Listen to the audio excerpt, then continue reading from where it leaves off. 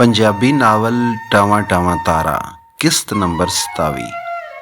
Police ਤੇ ਲੋਕੀ ਵਾਹ ਲਾ ਬੈਠੇ, ਪਰ ਕੁੱਬੇ ਦਾ ਕੋਈ ਥੋ ਲੱਗਾ ਨਾ ਕੁੜੀ ਦਾ। ਪਿੰਡਾਂ ਵਿੱਚ ਮਸ਼ਹੂਰ ਹੋ ਗਿਆ ਵੀ ਪੁਲਿਸ ਨੂੰ ਪਤਾ ਹੈ, ਜਾਣ ਕੇ ਅਸਲ ਮੁਜਰਮ ਨੂੰ ਹੱਥ ਨਹੀਂ ਪਾਉਂਦੀ। ਕੋਈ ਆਖਦਾ ਕੁੜੀ ਸੋਹਣੀ ਸੀ, ਕਿਸੇ ਪੁੱਜਦੇ ਬੰਦੇ ਦੇ ਹੱਥ ਆ ਗਈ। ਕੋਈ ਆਖਦਾ ਕੁੱਬੇ ਜੁਲਾ ਹੀਰਾ ਮੰਡੀ ਵਿੱਚ ਲੈ ਜਾ ਕੇ ਵੇਚ ਦਿੱਤੀ ਹੋਣੀ ਹੈ। ਸੁਨਿਆਰਿਆਂ ਨੂੰ ਹਰ ਗੱਲ ਅਪੜਦੀ। ਉਹ ਆਪੂ ਵੀ ਚੌਕੀ ਆਉਂਦੇ ਸਨ ਤੇ ਉਹਨਾਂ ਦੇ ਆਖਣ ਉੱਤੇ ਪੁਲਿਸ ਪਿੰਡ ਦਿਆਂ ਕੁਝ ਘਰਾਂ ਤੇ ਹਵੇਲੀਆਂ ਡੇਰਿਆਂ ਵਿੱਚ ਛਾਪੇ ਵੀ ਮਾਰੇ, ਪਰ ਕੋਈ ਕਾਮਯਾਬੀ ਨਾ ਹੋਈ। ਗਵੇੜੀ ਬੰਦਿਆਂ ਸਰਵਰ ਉੱਤੇ ਵੀ ਸ਼ੱਕ ਕੀਤਾ। ਇੱਕ ਤੇ ਉਹਦੇ ਚਾਲਿਆਂ ਪਾਰੋਂ ਤੇ ਦੂਜੇ ਪਿੰਡ ਦੀਆਂ ਗਲੀਆਂ ਵਿੱਚ ਬੌਂਦਿਆਂ ਰਹਿਣ ਦੀ ਥਾਵੇਂ ਹਰ ਵੇਲੇ ਵਾਢਿਆਂ ਗਿਆ ਆਉਣ ਤੋਂ ਇੱਕੇ ਕੋਈ ਨਾ ਕੋਈ ਉਹਦੀ ਸ਼ਿਕਾਇਤ ਚੌਧਰੀ ਅਕਬਰ ਕੋਲ ਅਪੜਦੀ ਰਹਿੰਦੀ ਸੀ। ਪਰ ਹੁਣ ਉਹ ਜਿਵੇਂ ਕਿਧਰੇ ਰੁੱਝ ਗਿਆ ਹੋਇਆ ਸੀ। ਚੌਧਰੀ ਅਕਬਰ ਬਾਗਾਂ ਵਾਲੀ ਦੇ ਚੌਧਰੀਆਂ ਤੇ ਸੁਨਿਆਰਿਆਂ ਨਾਲ ਵਾਅਦਾ ਕੀਤਾ ਹੋਇਆ ਸੀ ਵੀ ਉਹਦੇ ਪਿੰਡ ਵਿੱਚ ਹੋਈ ਤੇ ਉਹ ਕੁੜੀ ਨੂੰ ਵਾਪਸ ਕਰਵਾਏਗਾ। ਸਰਵਰ ਉੱਤੇ ਉਹਨੂੰ ਵੀ ਸ਼ੱਕ ਸੀ। ਉਹਨੇ ਇੱਕ ਦਿਨ ਦਿੱਤੂ ਮਿਰਾਸੀ ਨੂੰ ਆਖਿਆ, ਸਰਵਰ ਦਾ ਅੱਗਾ ਪਿੱਛਾ ਮਾਲੂਮ ਕਰ, ਕੀ ਕਰਦਾ ਏ, ਕਿੱਥੇ ਜਾਂਦਾ ਏ। ਕਿਉਂ ਮੈਨੂੰ ਮਰਵਾਓ? ਦਿੱਤੂ ਆਖਿਆ, ਅੱਲਾ ਦੀ ਅਮਾਨ, ਬੜਾ ਕੁਪੱਤਾ ਬੰਦਾ ਏ। ਤੂੰ ਫਿਕਰ ਨਾ ਕਰ, ਚੌਧਰੀ ਆਖਿਆ, ਕੋਈ ਸੂਹ ਕੱਢ, ਕੁੱਤਿਆਂ ਵਾਲੇ ਡੇਰੇ ਦਾ ਫੇਰਾ ਮਾਰ। ਮੈਂ ਲੱਤ ਪੜਵਾਣੀ ਏ, ਦਿੱਤੂ ਆਖਿਆ। ਤੁਹਾਡੇ ਬਾਗ ਸਾਵੇ ਕੋਈ ਹੋਰ ਥਾਂ ਦੱਸੋ, ਮਲਮ ਲਾ ਦਿਆਂਗੇ, ਤੂੰ ਜਾ ਤੇ ਸਹੀ। ਮਲਮ ਨਹੀਂ ਚੌਧਰੀ, ਪੈੜੇ ਤੇ ਮਰਚਾਂ ਬੰਦੇ ਨੇ। ਦਿੱਤੂ ਇੰਜ ਚੀਕਿਆ ਜਿਵੇਂ ਫੱਟ ਉੱਤੇ ਮਰਚਾਂ ਲੱਗ ਰਹੀਆਂ ਹੋਣ। ਓਏ ਬੜਾ ਚਿੱਤੂ ਏ। ਅੱਲਾ ਦੀ ਅਮਾਨ, ਹਲਕਾ ਹੋਵੇ ਤੇ ਢਿੱਡ ਵਿੱਚ ਟੀਕੇ ਲੱਗਦੇ ਨੇ, ਉਹ ਵੀ ਵੱਡੇ ਵੱਡੇ। ਕੁਝ ਨਹੀਂ ਹੁੰਦਾ, ਚੌਧਰੀ ਆਖਿਆ, ਕਿਸੇ ਪੱਜ ਨਾਲ ਫੇਰਾ ਮਾਰ ਆ। ਜਨਾਬ, ਉਹਨਾਂ ਦੇ ਤੇ ਕਤੂਰੇ ਵੀ ਹਲਕੇ ਨੇ, ਮੁਹਾਜਰਾਂ ਕੋਲੋਂ ਕਿਸੇ ਗੱਲ ਦਾ ਥੋ ਪਤਾ ਲੱਗ ਸਕਦਾ ਏ।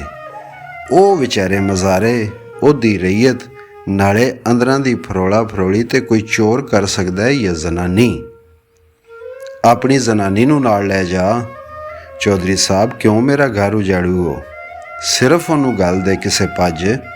ਉਹ ਸਿੱਧੀ ਜੀ ਜ਼ਨਾਨੀ ਏ, ਅਕਲ ਮਤ ਵਾਲੀ ਹੁੰਦੀ ਤੇ ਮੇਰੀ ਹੀ ਹੋਣਾ ਅਸੂ। ਫੇਰ ਕੀ ਕਰੀਏ? ਥੋੜੇ ਜਿਹੇ ਰੁਪਈਏ, ਉਹ ਕੀ ਕਰਨੇ ਨਹੀਂ।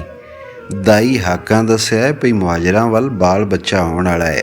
ਅੱਜ ਕੱਲ੍ਹ ਉਹ ਤਿਆਰ ਬੈਠੀ ਏ, ਲੱਗਦੇ ਹੱਥ ਸਾਡਾ ਕੰਮ ਵੀ ਕੀਤੀ ਆਵੇਗੀ। ਹੋ ਤੇ ਸਕਦਾ ਏ, ਨਹੀਂ ਹੋ ਸਕਦਾ। ਕਿਉਂ? ਤੁਸੀਂ ਬਟੂਆ ਨਹੀਂ ਖੋਲ੍ਹਦੇ, ਸੁਨਿਆਰੀ ਕਿੱਥੋਂ ਲੱਭਣੀ ਹੈ? ਬੜਾ ਤੁਖਮ ਹੈ। ਚੌਧਰੀ ਬਟੂਆ ਖੋਲ੍ਹਿਆ, 10 ਦਾ ਇੱਕ ਨੋਟ ਕੱਢ ਕੇ ਦਿੱਤਾ। ਦੂਜਾ ਨੋਟ ਥੱਲੇ ਡਿੱਗ ਪਿਆ। ਦਿੱਤੂ ਉਹ ਚੁੱਕ ਲਿਆ ਤੇ ਆਖਣ ਲੱਗਾ, ਇਹ ਆਪੂ ਡਿੱਗਾ ਏ, ਅੱਲਾ ਦੀ ਅਮਾਨ, ਮੈਂ ਭੋਵੇਂ ਤੋਂ ਚੁੱਕਿਆ ਏ। ਲੱਭੀ ਸ਼ੈ ਖੁਦਾ ਦੀ, ਨਾ ਧੇਲੇ ਦੀ ਨਾ ਪਾ ਦੀ, ਬਦ ਦਾ ਵੀ। ਚੌਧਰੀ ਉਹਨੂੰ ਨੋਟ ਦਿੰਦਿਆਂ ਹੱਸ ਕੇ ਆਖਿਆ ਤੇ ਹੁੱਕਾ ਛਿੱਕਣ ਲੱਗ ਪਿਆ। ਫੇਰ ਆਖਣ ਲੱਗਾ, ਮਾਈ ਨੂੰ ਸਾਰੀ ਗੱਲ ਸਮਝਾ ਦੇਵੀਂ, ਤਸੱਲੀ ਦੇਵੀਂ, ਉਹਦਾ ਨਾਂ ਵਿੱਚ ਨਹੀਂ ਆਉਂਦਾ। ਠੀਕ ਹੈ ਜੀ, ਅੱਲਾ ਦਿੱਤਾ ਉੱਠ ਖਲੋਤਾ, ਸਮਝਾ ਦਿਆਂਗਾ। ਮਾਈ ਹਾਕਾਂ ਸਾਰੇ ਪਿੰਡ ਦੀ ਦਾਈ, ਹਰ ਬੰਦੇ ਨੂੰ ਯਾਦ ਕਰਾਂਦੀ ਪਈ ਉਹ ਉਹਦੇ ਹੱਥਾਂ ਵਿੱਚ ਜੰਮਿਆ। ਪਰ ਉਹ ਆਖਦੇ ਨੇ ਨਾ, ਮਲਾਵਾਂ ਦੇ ਹੁੱਕੇ ਸੁੱਕੇ। ਵਿਚਾਰੀ ਆਪੂ ਕੱਲ ਮੁਕੱਲੀ, ਜਵਾਨੀ ਵਿੱਚ 1-2 ਬਾਲ ਹੋਏ, ਮਰ ਗਏ। ਫੇਰ ਘਰ ਵਾਲਾ ਵੀ ਮਰ ਗਿਆ, ਕਾਲੀ ਕੋੜੀ ਤੇ ਗਰੀਬ। ਦੂਜਾ ਕਿੱਥੋਂ ਜੁੜਨਾ ਸੀ? ਹੁਣ ਉਹ ਹਮਲਾ ਜ਼ਨਾਨੀਆਂ ਨੂੰ ਘੁੱਟ ਲਿਤਾੜ ਕੇ ਤੇ ਦਾਈਗਿਰੀ ਕਰਕੇ ਵੇੜਾ ਟਪਾਉਂਦੀ। ਇੱਕ ਦਿਨ ਚੌਧਰੀ ਸਰਵਰ ਉਹਨੂੰ ਆਪਣੇ ਘਰ ਸੱਦ ਕੇ ਆਖਿਆ, ਮਾਈ ਹਾਕਾਂ, ਹੁਣ ਬਸ ਕਰ, ਕਿਉਂ ਪਿੰਡ ਦੀ ਆਬਾਦੀ ਵਧਾਈ ਜਾ ਰਹੀ ਹੈ? ਤੇਰੇ ਘਰ ਮੁੰਡਾ ਹੋ ਲਵੇ, ਫੇਰ ਬਸ ਕਰ ਦਿਆਂਗੀ। ਉਹ ਹਰ ਕਿਸੇ ਕੋਲੋਂ ਝੇਡਾਂ ਸੁਣ ਸੁਣ ਕੇ ਆਪੂ ਵੀ ਕਰਨ ਲੱਗ ਪਈ ਸੀ। ਉਦੋਂ ਤੀਕ ਤੂੰ ਹੋਵੇਂਗੀ? ਆਹੋ, ਅੱਗੇ ਮੇਰੀ ਕਿਹੜੀ ਲੋੜ ਹੈ, ਤੂੰ ਦੱਸ ਕਿਵੇਂ ਸੱਦਿਆਈ? ਗਾਲੇ ਮਾਈ, ਤੂੰ ਬਾਲ ਜਮਾਨੀ ਏ, ਜੇ ਨਾ ਜੰਮਣਾ ਹੋਵੇ ਤੇ ਫੇਰ ਕੀ ਲੈਣੀ ਏ? ਮੁੰਡਿਆ, ਸਿੱਧੀ ਗੱਲ ਕਰ, ਵੜਾ ਨਾ ਪਾ। ਇੱਕ ਬੀਬੀ ਏ। ਸਰਵਰ ਆਖਿਆ, ਜ਼ਨਾਨੀਆਂ ਦਾ ਇਹ ਬੜਾ ਵਕਤ ਏ। ਕਿਤਵਾਂ ਮਹੀਨਾ ਸੂ? ਪਤਾ ਨਹੀਂ, ਦੂਜਾ ਤੀਜਾ। ਅੱਗੇ ਹੀ ਮੈਨੂੰ ਡਰ ਸੀ ਤੂੰ ਕੋਈ ਚੰਨ ਚੜਾਣਾ ਹੈ। ਮਾਈ ਆਖਿਆ, ਵਿਆਹ ਕਿਉਂ ਨਹੀਂ ਕਰ ਲੈਂਦਾ? ਹਰਾਮ ਖਾਂਦਾ ਫਿਰਦਾ ਹੈ। ਉਹ ਤੇ ਪਿੱਛੋਂ ਵੇਖੀ ਜਾਏਗੀ, ਕੰਮ ਹੋਣਾ ਚਾਹੀਦਾ ਹੈ ਫਟਾਫਟ, ਜੋ ਮੂੰਹ ਮੰਗੇਗੀ। ਵੇਖ ਕੇ ਦੱਸ ਸਕਨੀ ਆ, ਇਸ ਗੱਲ ਦਾ ਧੂੰ ਨਹੀਂ ਕੱਢਣਾ। ਇਸ ਅੰਦਰ ਵਿੱਚ ਮਾਈ ਹਿੱਕ ਤੇ ਹੱਥ ਰੱਖ ਕੇ ਆਖਿਆ, ਖੋਰੇ ਕਿੰਨਾ ਕੁ ਧੂੰਆਂ ਭਰਿਆ ਹੋਇਆ ਹੈ। ਪਰ ਮਾਈ ਆਕਾਂ ਕਦੀ ਕਿਸੇ ਦਾ ਭੇੜ ਨਹੀਂ ਬਣਿਆ। ਪੁੱਤਰ, ਮਾਵਾਂ ਦਾ ਕੰਮ ਤੇ ਪਰਦਾ ਪੋਸ਼ੀਏ। ਆਹੋ, ਸਰਵਰ ਆਖਿਆ, ਤੈਨੂੰ ਤੇ ਸਾਰੇ ਹਰਾਮਦਿਆਂ ਦਾ ਪਤਾ ਹੋਣਾ ਹੈ, ਤੂੰ ਆਪਣੀ ਗੱਲ ਕਰ। ਮਾਈ ਆਖਿਆ, ਕੁੜੀ ਕਿੱਥੇ ਤੇ ਕੌਣ ਹੈ? ਸੁਨਿਆਰੀ ਕੁੜੀ। ਹਾਏ ਮੈਂ ਮਰ ਗਈ। ਮਾਈ ਹਾਕਾਂ ਦਾ ਜਿਵੇਂ ਤਰਾਹ ਨਿਕਲ ਗਿਆ। ਕੁੱਛੜ ਕੁੜੀ ਤੇ ਜਿੰਨ ਹੋਕਾ, ਤੂੰ ਉਹਦੀ ਮਲ ਮਾਰੀ ਬੈਠਾ ਹੈ। ਹੌਲੀ ਬੋਲ ਮਾਈ। ਸਰਵਰ ਆਖਿਆ, ਮੈਂ ਬੜਾ ਹਰਾਮਦਾ। ਆਹੋ ਮੈਨੂੰ ਪਤਾ ਹੈ, ਤੂੰ ਕੋਈ ਫਿਕਰ ਨਾ ਕਰ। ਮਾਈ ਆਖਿਆ, ਜਿਵੇਂ ਮੱਖਣ ਵਿੱਚੋਂ ਵਾਲ। ਕਿਸੇ ਸਾਡੇ ਡੇਰੇ ਉੱਤੇ ਆਉਂਦਿਆਂ ਜਾਂਦਿਆਂ ਵੇਖ ਕੇ ਪੁੱਛਿਆ ਤੇ ਕੀ ਦੱਸੇਂਗੀ? ਮੁਹਾਜਰਾਂ ਵੱਲ ਬਾਲ ਬੱਚਾ ਆਉਣ ਵਾਲਾ ਏ। ਆਹੋ ਬੜੀ ਸਿਆਣੀ ਏ ਮਾਈ, ਮੈਂ ਕਿਸੇ ਵੇਲੇ ਆ ਕੇ ਤੈਨੂੰ ਲੈ ਜਾਵਾਂਗਾ। ਅਨਵਰ ਉਹਦੇ ਲਈ ਦਰਿਆਬਾਦ ਵਿੱਚ ਕਿਰਾਏ ਦਾ ਅਜਿਹਾ ਮਕਾਨ ਲੱਭਦਾ ਫਿਰਦਾ ਸੀ ਜਿਹੜਾ ਦਫ਼ਤਰ ਦਾ ਕੰਮ ਵੀ ਦੇਵੇ। ਖਾਲਿਦ ਪਿੰਡ ਵਾਲੇ ਕੰਮ ਨਿਬੇੜਨ ਵਿੱਚ ਲੱਗਿਆ ਹੋਇਆ ਸੀ। ਹਕੀਮ ਸਾਹਿਬ ਦੇ ਫੌਤ ਹੋ ਜਾਣ ਪਿੱਛੋਂ ਉਹਦੇ ਉੱਤੇ ਜ਼ਿੰਮੇਦਾਰੀਆਂ ਦਾ ਸਾਰਾ ਭਾਰ ਪੈ ਗਿਆ ਸੀ। ਕਈ ਪ੍ਰੋਗਰਾਮ ਵਿੱਚੇ ਰਹਿ ਗਏ ਸਨ। ਮੁਕਾਬਲੇ ਦਾ ਇਮਤਿਹਾਨ ਦੇਣ ਦੀ ਰੀਝ ਵੀ ਅਧੂਰੀ ਰਹਿ ਗਈ। ਸਗੋਂ ਮਲਕ ਅੱਲਾ ਯਾਰ ਦੇ ਘਰੋਂ ਆਪਣਾ ਬਿਸਤਰ ਤੇ ਸਮਾਨ ਵੀ ਲੈ ਆਇਆ ਸੀ। ਮਲਕ ਹੋਰਾਂ ਜਾਂ ਫਾਤਮਾ ਬੀਬੀ ਉਹਨੂੰ ਸਮਾਨ ਲੈ ਜਾਣ ਤੋਂ ਮਨਾ ਕੀਤਾ, ਨਾ ਕਿਸੇ ਮੁਕਾਬਲੇ ਦੇ ਇਮਤਿਹਾਨ ਦਾ ਚੇਤਾ ਕਰਾਇਆ। ਮਲਕ ਮੁਰਾਦ ਅਲੀ ਜ਼ਰੂਰ ਉਹਦੀਆਂ ਬਦਖੋਈਆਂ ਕੀਤੀਆਂ ਤੇ ਆਪਣੀ ਹਸੀਅਤ ਜਿਤਾਈ ਹੋਵੇਗੀ, ਪਰ ਉਹ ਇਸ ਤਰ੍ਹਾਂ ਇੱਕੇ ਵਾਰੀ ਅੱਖਾਂ ਫੇਰ ਲੈਣਗੇ ਇਹਦਾ ਉਹਨੂੰ ਅੰਦਾਜ਼ਾ ਨਹੀਂ ਸੀ। ਪਰ ਫਰਹਾਨਾ ਕੋਲੋਂ ਵਾਰਸ ਅਲੀ ਲਈ ਦਫ਼ਤਰ ਲੱਭਣ ਤੇ ਉਹਦੇ ਨਾਲ ਰਲ ਕੇ ਜਾਂ ਉਹਨੂੰ ਬਿਜ਼ਨਸ ਕਰਾਉਣ ਦੀ ਗੱਲ ਸੁਣ ਕੇ ਉਹਨੂੰ ਗਵੇੜ ਹੋ ਗਿਆ ਵੀ ਮਲਕ ਮੁਰਾਦ ਅਲੀ ਉਹਨਾਂ ਨਾਲ ਲੰਮਾ ਭਾਈਚਾਰਾ ਪਾਊਏ। ਫਿਰ ਇੱਕ ਦਿਨ ਉਹਨੂੰ ਪਤਾ ਲੱਗਾ ਮਲਕ ਵਾਰਸ ਅਲੀ ਲਾਹੌਰ ਗਿਆ ਏ। ਉਹਨੇ ਉੱਥੇ ਕਿਰਾਏ ਉੱਤੇ ਕੋਠੀ ਲੈ ਲਈ ਏ ਤੇ ਮਲਕ ਅੱਲਾ ਯਾਰ ਦੀ ਸਲਾਹ ਨਾਲ ਨਿਗਰਾਨੀ ਵਿੱਚ ਕੋਈ ਕਾਰਖਾਨਾ ਲਾਊਏ। ਉਹਨੂੰ ਸਾਰੀ ਗੱਲ ਦੀ ਸਮਝ ਆ ਗਈ।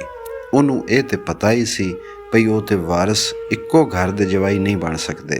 ਨਾ ਮਲਕਾ ਨੂੰ ਇਹ ਵਾਰਾ ਖਾਂਦਾ, ਨਾ ਉਹਦੇ ਕੋਲੋਂ ਜਰਿਆ ਜਾਂਦਾ। ਪਰ ਫਿਰ ਗੱਲ ਹੋਰ ਖੁੱਲ੍ਹ ਗਈ। ਫਰਹਾਨਾ ਦਾ ਖਤ ਆਇਆ। ਉਹਨੇ ਲਿਖਿਆ ਸੀ, ਵਾਰਸ ਰਿਜ਼ਵਾਨਾ ਜਾਂ ਫਰਜ਼ਾਨਾ ਦਾ ਨਹੀਂ, ਉਹਦਾ ਉਮੀਦਵਾਰ ਸੀ। ਉਹਦੇ ਮਾਂ ਪਿਓ ਦੀ ਇਹੋ ਸਲਾਹ ਸੀ। ਉਹਨੇ ਇਹ ਵੀ ਲਿਖਿਆ ਸੀ ਕਿ ਪਿੰਡੋਂ ਚੌਲਾਂ ਦੀਆਂ ਬੋਰੀਆਂ ਤੇ ਘਿਓ ਦੇ ਟੀਨ ਆਉਂਦੇ ਰਹਿੰਦੇ ਸਨ ਤੇ ਅੰਮੀ ਦਿਨ ਰਾਤੀ ਮਲਕ ਮੁਰਾਦ ਅਲੀ ਤੇ ਵਾਰਸ ਦੀਆਂ ਸਿਫਤਾਂ ਕਰਦੀ ਰਹਿੰਦੀ ਸੀ। ਅਖੀਰ ਵਿੱਚ ਉਹਨੇ ਤਸੱਲੀ ਦਿੱਤੀ ਸੀ ਕਿ ਉਹ ਫਿਕਰ ਨਾ ਕਰੇ, ਉਹ ਮਰਦੇ ਦਮ ਤੀਕਰ ਆਪਣੇ ਵਾਅਦੇ ਉੱਤੇ ਕਾਇਮ ਰਹੇਗੀ। ਪਰ ਉਹ ਫਿਕਰ ਕਿਵੇਂ ਨਾ ਕਰਦਾ? ਭਾਵੇਂ ਉਹ ਪੜ੍ਹੀ ਲਿਖੀ ਤੇ ਨਵੇਂ ਜ਼ਮਾਨੇ ਦੀ ਕੁੜੀ ਸੀ, ਪਰ ਹੈ ਸੀ ਤੇ ਕੁੜੀ। ਉਸ ਮੁਆਸ਼ਰੇ ਦੀ ਜ਼ਨਾਨੀ ਜਿੱਥੇ ਮਰਦਾਂ ਦਾ ਹੁਕਮ ਚੱਲਦਾ ਤੇ ਔਰਤ ਨੂੰ ਘੱਟ ਦਰਜੇ ਦੀ ਮਖਲੂਕ ਸਮਝਿਆ ਜਾਂਦਾ। ਨਾਲੇ ਮਾਪਿਆਂ ਕੋਲ ਧੀਆਂ ਨੂੰ ਮਜਬੂਰ ਕਰਨ ਤੇ ਆਪਣੀ ਗੱਲ ਮਨਵਾਉਣ ਦੇ ਹੋਰ ਕਈ ਗੁਰ ਹੁੰਦੇ ਨੇ, ਪਰ ਉਹ ਫਿਕਰ ਕਰਨ ਤੋਂ ਅੱਡ ਹੋਰ ਕਰ ਵੀ ਕਹਿ ਸਕਦਾ ਸੀ। ਉਹਨੇ ਫਰਹਾਨਾ ਨੂੰ ਆਪਾ ਤੇ ਬਾਸੂ ਵਾਲੀ ਸਾਰੀ ਗੱਲ ਦੱਸ ਕੇ ਸਲਾਹ ਪੁੱਛੀ। ਉਹਨੇ ਖਾਤਰਾ ਹੀ ਜਵਾਬ ਦਿੱਤਾ, ਇੱਥੇ ਸਭ ਕੁਝ ਚੌੜ ਚਪੱਟ ਹੋ ਗਿਆ ਹੈ। ਅੰਮੀ ਅੱਬੂ ਵਾਰਸ ਉੱਤੇ ਮਿਹਰਬਾਨ ਨੇ ਤੇ ਉਹਦਾ ਨਾਂ ਵੀ ਨਹੀਂ ਸੁਣਨਾ ਚਾਹੁੰਦੇ। ਉਹ ਆਪਣਾ ਪੈਂਡਾ ਖੋਟਾ ਨਾ ਕਰੇ। ਜੇ ਆਪਾ ਤੇ ਬਾਸੂ ਇੱਕ ਦੂਜੇ ਨੂੰ ਪਸੰਦ ਕਰਦੇ ਨੇ ਤੇ ਉਹਨਾਂ ਦਾ ਨਿਕਾਹ ਕਰ ਦੇਵੇ। ਇਸ ਖਤ ਵਿੱਚ ਫਰਹਾਨਾ ਇਹ ਵੀ ਲਿਖ ਦਿੱਤਾ ਸੀ ਭਈ ਹੋ ਸਕਦਾ ਹੈ ਉਹ ਉਹਦੇ ਬਾਰੇ ਕੋਈ ਭੈੜੀ ਖਬਰ ਸੁਣੇ। ਉਹਨੂੰ ਇਸ ਲਈ ਤਿਆਰ ਰਹਿਣਾ ਚਾਹੀਦਾ ਹੈ। ਭੈੜੀ ਖਬਰ ਕੀ ਹੋ ਸਕਦੀ ਹੈ? ਉਹ ਸੋਚਦਾ। ਕਿਧਰੇ ਉਹ ਖੁਦਕਸ਼ੀ ਕਰਨਾ ਤੇ ਨਹੀਂ ਚਾਹੁੰਦੀ, ਕਿਧਰੇ ਘਰੋਂ ਤੇ ਨਹੀਂ ਨਿਕਲ ਜਾਣਾ ਚਾਹੁੰਦੀ। ਉਹਨੇ ਖਤ ਲਿਖ ਕੇ ਨਸੀਹਤ ਕੀਤੀ ਭਈ ਉਹ ਕੋਈ ਅਜਿਹੀ ਹਰਕਤ ਨਾ ਕਰੇ ਜਿਹਦੇ ਨਾਲ ਦੁਨੀਆ ਤੇ ਦੀਨ ਦੋਵੇਂ ਖਰਾਬ ਹੋ ਜਾਣ। ਪਰ ਅੱਗੋਂ ਕੋਈ ਜਵਾਬ ਨਾ ਆਇਆ। ਅਖੀਰ ਉਹਨੇ ਫੈਸਲਾ ਕਰ ਲਿਆ ਭਈ ਉਹ ਆਪਣੇ ਝਗੜਿਆਂ ਵਿੱਚ ਆਪਾ ਦੀ ਜ਼ਿੰਦਗੀ ਖਰਾਬ ਨਹੀਂ ਹੋਣ ਦੇਵੇਗਾ। ਉਹਨੇ ਅੰਮੀ ਨੂੰ ਮਨਾ ਲਿਆ, ਆਪਾ ਨਾਲ ਗੱਲ ਕਰ ਲਈ ਤੇ ਵੱਡੇ ਪਿੰਡ ਟੁਰ ਪਿਆ।